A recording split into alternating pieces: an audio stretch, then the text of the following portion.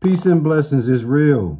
First and foremost, I want to take this time, man, and acknowledge our Heavenly Father, Yahweh, down to his only begotten Son, Yahushai, for allowing this word to come out. And I hope you sincere brothers and sisters are truly edified by tonight's word. And the name of tonight's word is going to be called, For God, who we know as Yahweh, is not the author of confusion, but of peace. Let me say it again, man. The name of tonight's word is called, For God is not the author of confusion, but of peace. Okay? This is going to be a real important word tonight, man, because what we want to focus on in this word is a couple things. One of the things that I want to point out, brothers and sisters, and I hope y'all are truly edified by tonight's word, is the fact that we're going to focus on conduct and behavior in the church. Okay, there's a particular way you behave yourself. It's a particular way that you act in the church, especially those that are taking the position of a preacher, a teacher, a pastor, a deacon, a bishop, more importantly, a prophet. When you take those positions, there's a particular conduct and behavior in the church that you must uphold, and it boils down to order. Okay, and prophecy. You know, a lot of us speak prophecy as prophets, and even that has to be conducted in a particular order. And what you have going on in church today, you have, let's say it this way. You have people in the church, or those that deal with the Bible, they cause disorder and at the same time say they are under the influence of Yahweh. That, my friend, is what you call confusion. What you see on the screen, this is a perfect example. This is a perfect visual of what confusion look like. And this is what happens in the church when you have 2 or 3 or more people speaking together. Okay, that's confusion. Okay, you got 2 or 3 different speakings and teachings going on simultaneously in a public setting or in a church assembly. And this is what's going to happen to your congregation or those that's listening to you. What you see on the screen, that's exactly what they're going to look. They're going to look confused. They're not going to even understand. So in this word, man, we're going to speak about the Lord is not the author of confusion, because what's happening is when people go out of order, that's what caused confusion, and the Lord is no part of that. Okay? We're going to come to you in 1 Corinthians chapter 14, and the verse that we're going to focus on is verse 33, where it says, For God, who we know as Yahweh, is not the author of confusion, but of peace, as in all churches of the saints. You see that? So the congregation of the church, okay, has to operate in peace. Okay. Now, the first thing I want to focus on in 1 Corinthians 14 and 33, it says, For Yahweh is not the what? The author, the one who produces, the one who creates, the one who brings into a being, okay, confusion, state of disorder, disturbance, instability. The Lord is not that. It says he's of peace. He's of quietness. He's of rest, of prosperity, of safety, of good order, of good harmony, of unity, of concord.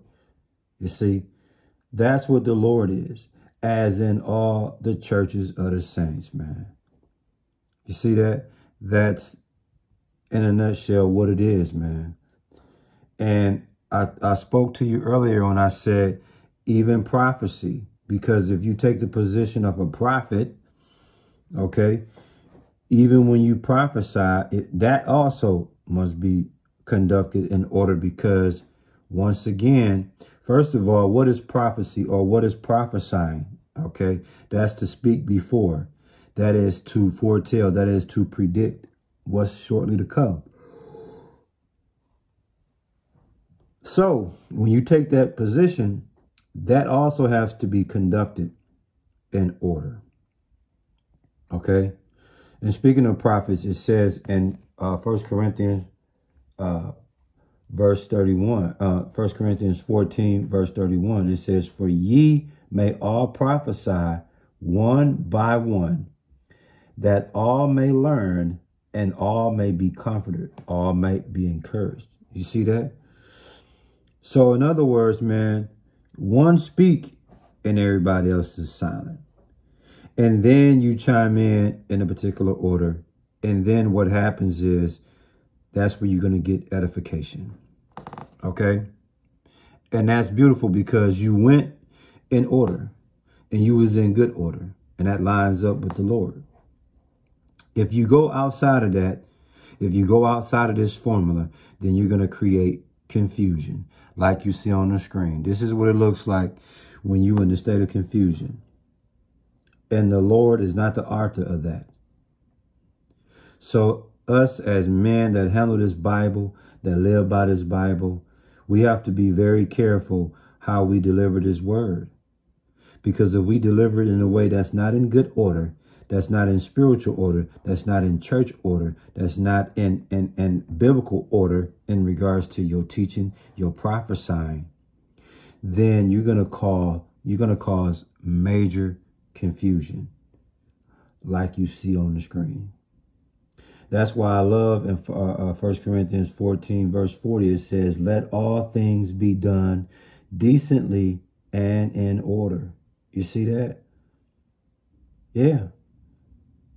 It has to be. And if it's not done that way, then the Lord has nothing to do with that, because he's not the author of confusion. You see?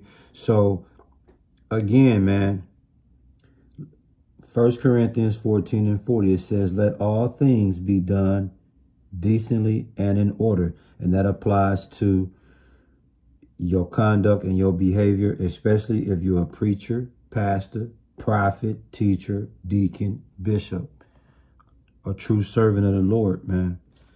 That's right, because I'm telling you, you look at a lot of these YouTube channels, and you look at a lot of these worldly churches, man. You have all these people speaking on top of each other. And that is confusion, because you don't even really understand who's saying what. But listen again, and 1 Corinthians 14, verse 31, it says, for ye may all prophesy one by one, that all may learn and all may be comforted. Verse 32, and the spirits of the prophets are subject to the prophets. You see that? So when one speak, everybody else is to be silent. Then you chime in at the right time. And when you do it that way, it's going to lead to great edification, because you're doing it in order. It's in good order. It's orderly, and it lines right up with 1 Corinthians 14 and 40. You're doing all things decently and in order, man. And that's just how it has to go. And that's missing today.